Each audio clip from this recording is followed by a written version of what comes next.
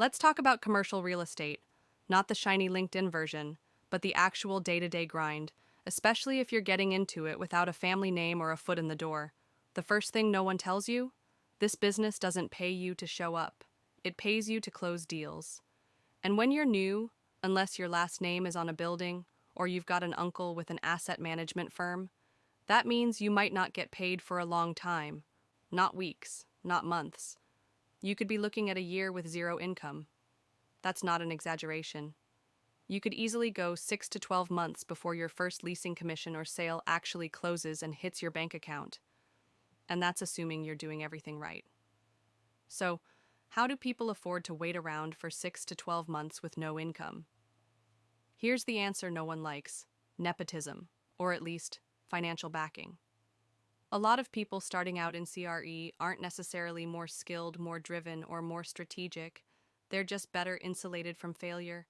They can afford to stick around long enough to finally get paid.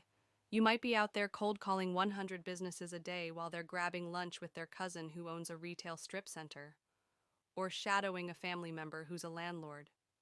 And that's not bitterness. That's just the undeniable structure of many CRE firms, especially in boutique brokerages and family offices. So what does this mean if you're not connected? It means you've got to be financially realistic, or you're going to burn out fast.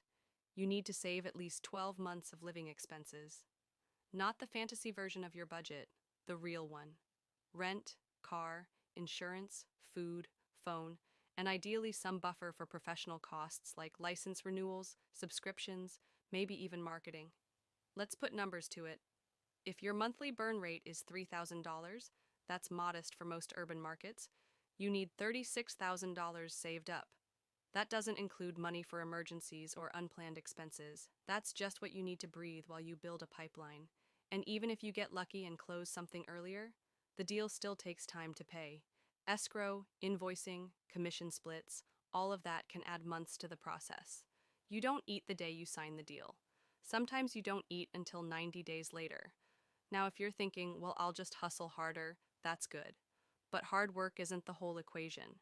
CRE is a long cycle business.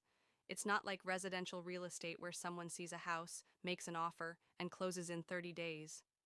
You might identify a tenant today and close the lease 7 months from now, after they negotiate, sign, build out, and open.